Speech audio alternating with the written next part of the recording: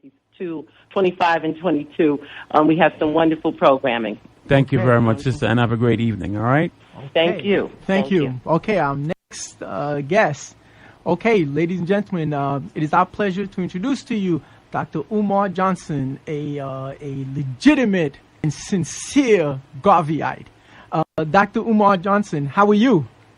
All is well, my brother. Good Garvey Day in the entire New York City. Can't wait to get over there Sunday. Okay, well, my name is Raymond. I'm at your service. But next to me, Dr. Umar Johnson, I'd like to introduce to you the 10th successor to the Honorable Marcus Mosiah Garvey, the 11th President General of the UNIA. It is my pleasure to introduce to you, Dr. Umar Johnson, President General Michael R. Duncan. President General. Greetings, my brother, and how are you? Greetings, my brother. All is well. Peace and love. Yes, thank you very much for coming on the show, and thank you for the work you have been doing for our communities all these years, and just continue that struggle.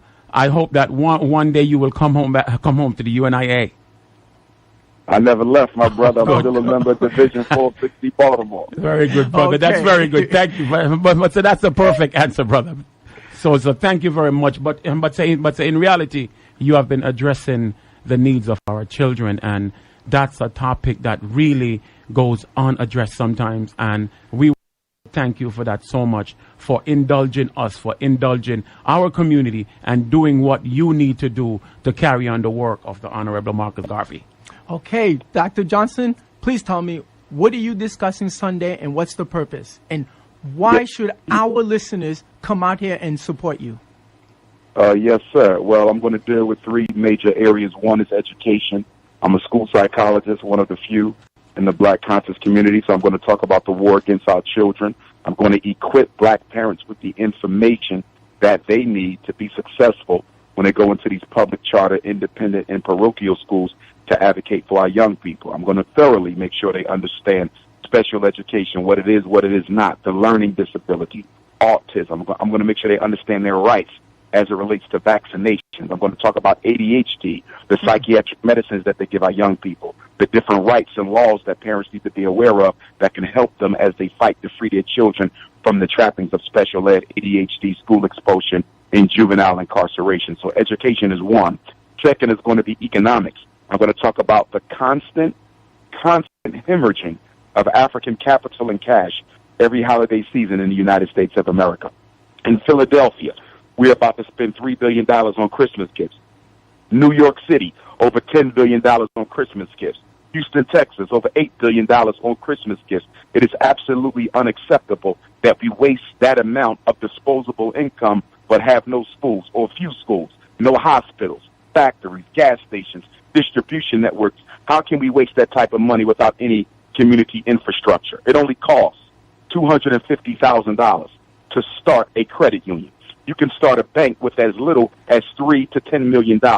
So with that type of equity needed to start financial institutions, why are we wasting our money on useless gadgets, devices, and clothing, most of which we won't even want to be bothered with 2 weeks after Christmas? So that's number two. And then the third one is organization. As His Excellency, the most provisional President and King of Pan-Africanism, the Honorable Marcus Mosiah Garvey said. Yes, brother. Yes, keep on, brother. This organization is the greatest weapon used against the Negro. This organization is the greatest weapon used against the Negro. Stokely Carmichael Kwame Ture said, if you organize a little, you get a little done. If you organize some, you get some done. But if you don't organize at all, you don't get anything done. So it's time to organize. Unify or die. Wow. So, brother, with that said, what's the solution? The solution is the organization. The solution is it. I often say that the problems for Black people are not our problems. It's no secret on how to build a self-sustaining community. Chinese come to America, do it every day. Arabs come to America, do it every day. East Indians come to America, do it every day. It's no secret. We've done it before. The problem is not the problem. The problem is getting enough of us together to drop the ego. Get enough of us together to drop the ideological conflict. Get enough of us together to drop the class distinctions. Enough of us together to drop the self-hatred so we can sit down and cooperate long enough to put the solution into practice. That the solution ain't a secret. It's the unity necessary to get it done. Of course, of course. Dr. Johnson, you mentioned certain figures. You mentioned $3 billion, I think, from Philadelphia, $10 billion in New York, $6 billion in Houston. Yes, sir. Is that from black people or the whole city? No, that's black people only. Just black people. This is That's amazing. black people only. This That's is black people amazing. only. Yeah, and this is the same thing that Mr. Garvey realized when he was weird. You know, we may claim we're poor individually, but collectively we are the most affluent black people on the planet. Without question. 10th richest nation on the planet. Well, basically speaking, with $1.3 trillion, if we were a separate economy by ourselves, we would be the 16th richest in the world. So why are we not using it? Why can't we go back to the days of Garvey and Garvey? You know, all we got to do, Dr. Johnson, is one God, one aim, one destiny, race first, and organize. That's it. You've laid it out. So, Dr. Johnson, I mean, we should all be together in UNIA, yes? Oh, without question. Oh, now, there's three reasons that account for why we can't. Yes. Number one, or why we have not, because we will in 2017, we must succeed. Positivity is a revolutionary force. Negativity is a destructive force. Number one, slavery made us comfortable, having no power, authority, or control over our destiny. We're the only racial group in America who are at peace, not controlling their politicians, at peace, not controlling their preachers and churches, at peace, not controlling the banks and the institutions in their community. We're the only people without local control and have no problem without having any local control. Slavery made that possible. The second issue with black people is that we have this confused orientation towards God that has led us into believing that the Lord and the universe will come and solve our problems without us participating in those solutions. It is impossible. No people has ever been saved by God alone. God helps those who helps themselves. But in slavery, we were not allowed to help ourselves. So we were 100% dependent on God because we couldn't use our own hands and our own minds for our own best interest. Now we can, but because we were conditioned to believe we cannot affect our material circumstances, we still give God all the responsibility while we waste our money on time on useless activities and devices. And then the last piece is that we have been hypnotized into believing that we can change the way white people feel about us. See, when you look at our struggle post-Garvey,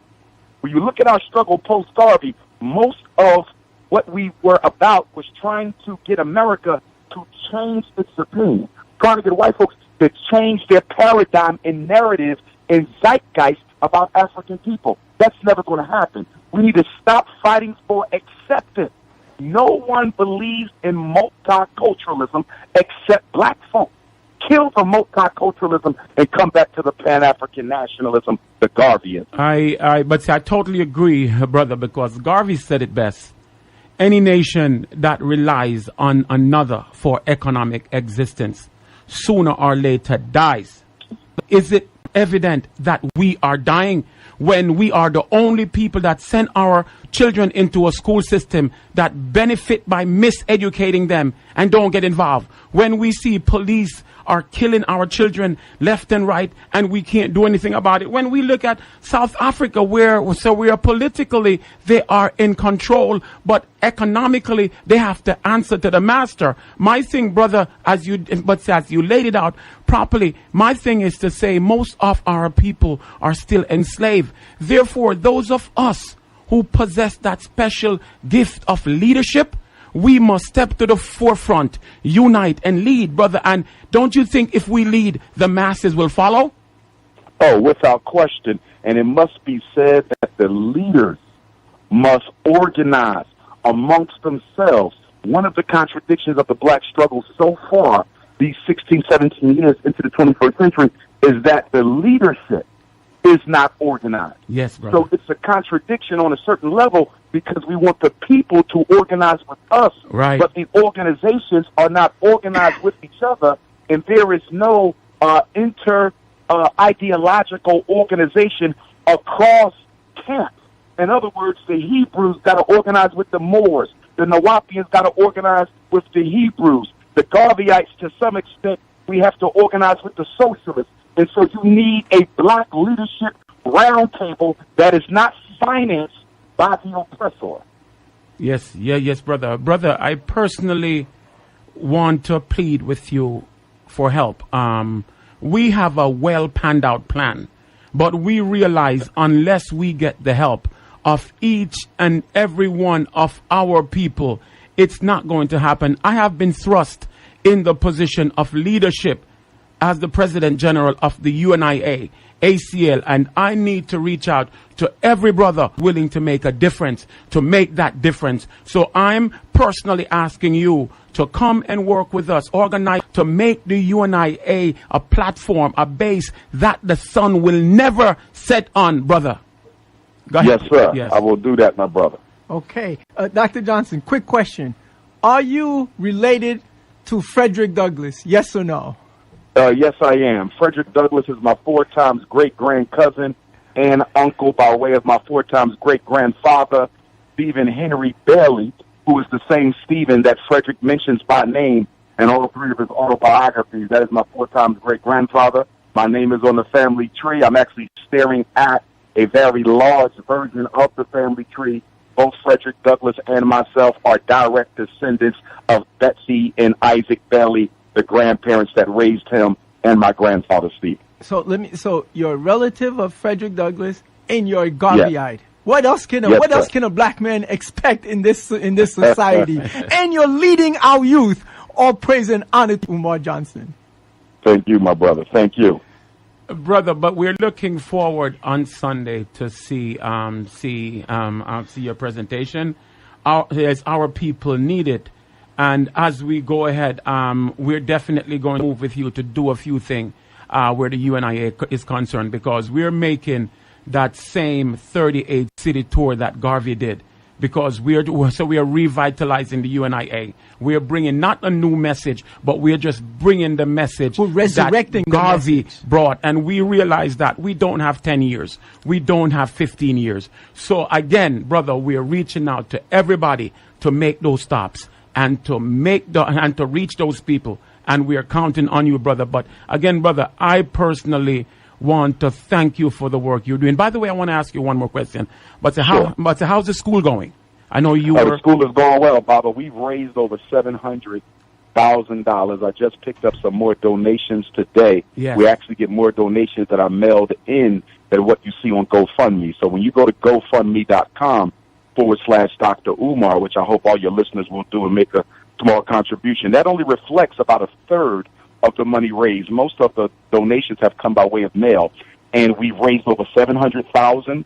We'll probably be somewhere near close to $1 million by the time New Year's comes in, because I tend to get a lot more donations around this time of the year.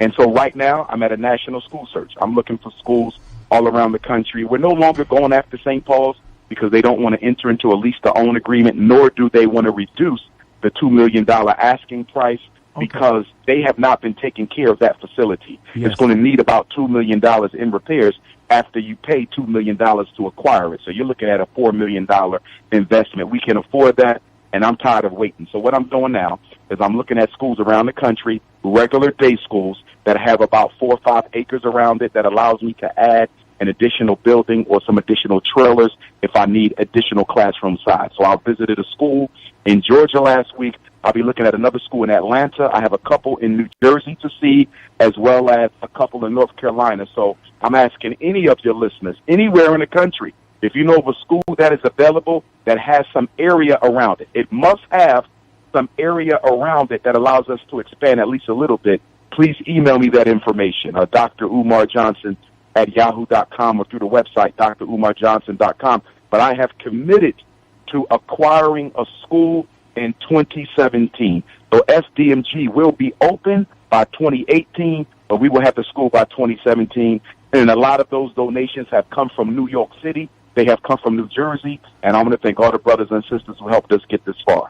Very good, brother. Brother, excellent. Brother, we're in a position where, under the auspices of the UNIA, our economic platform moving forward right now. We have organized 100 restaurants in New York City here in Queens, New York. Just leased a 15,000 square foot property, warehouse, where we will be distributing goods to all the black restaurants. We have 100 black restaurants on board already. These profits from these funds we'll be using it to help to facilitate growth in the UNIA, because just like our leader did, he created the economic platform that facilitated everything else, brother. Yes, indeed. I like that idea, Bob. I'm behind that. Dr. Johnson, if people want to reach out to you, how can they reach you? You mentioned your email and your website. Please repeat it again. Yes, indeed. Email address is drumarjohnson.com. That's drumarjohnson.com. Direct email, drumarjohnson, yahoo.com. If anyone needs the flyer for Sunday, okay, they can email me or they can text me at 215-989-9858, 215-989-9858.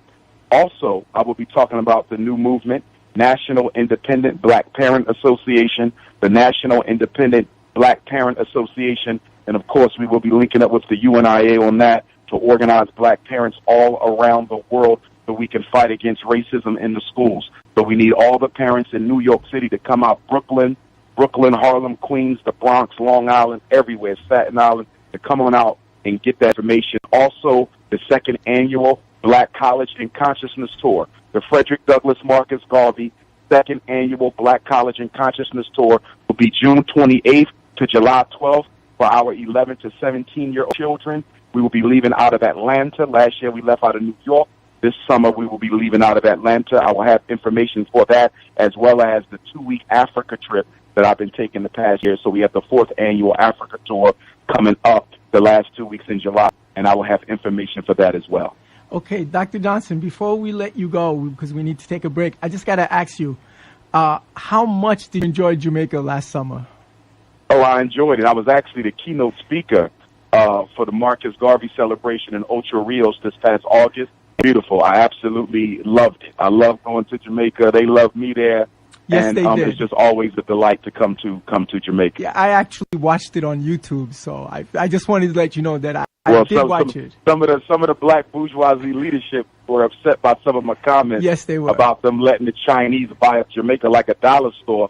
But it's true. They are allowing the Chinese too much access to Jamaica's resources and Jamaica's land. And if they don't stop it, Jamaica will end up being a colony of China. And that will be absolutely despicable to let the land of Marcus Garvey be recolonized in the 21st century by Chinese. Okay, Dr. Johnson, and speaking of that, it's so funny. We're organizing a trip, August 12th to August 19th. We're calling it Come Back Home to the Land of Garvey. So we will be in Jamaica next year, especially on his birthday at Liberty Hall in Kingston. Yeah. So hope you can make it with us. So we'll be making a presentation there. But, brother, we're going to reach out to you to keep close to some of the things that you're doing, so we can support what you're doing as well, because the cause, it's one in the same. Yes, it's one in the same. But I will definitely reach out. I want to ask you, but are you based in Philly or in the D.C. area? No, I'm still in Philadelphia, which is the hometown. I'm still here. Okay, so definitely, brother, we will reach out to you. And again, thank you so very much for all that you do. Thank you so very much for coming on this evening. And, brother, have a great Garvey Day. One God, one aim, my brother. one Thank destiny. you. Race and one first. destiny.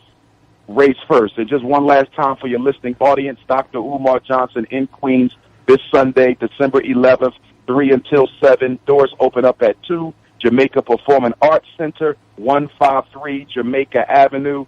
Come black and come correct. Oh, well said. Race first, brother. Race first. Race first. Peace and love, family. Peace and love. One love. Yes, folks. So we want you to hold it right there. We're going to take a quick break and come back. We want to hear your thoughts when we come back. 888-546-8742. 888-546-8742. Hold it right there. Community Focus will be right back.